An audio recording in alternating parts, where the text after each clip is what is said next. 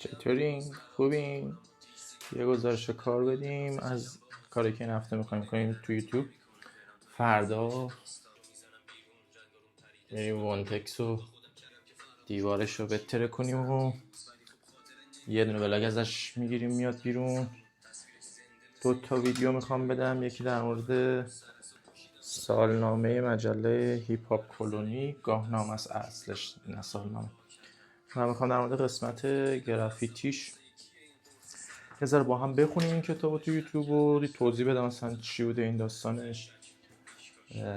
در مورد کتاب دیوارنامه یه دونه محتوا دیگه میخوام تولید کنم در مورد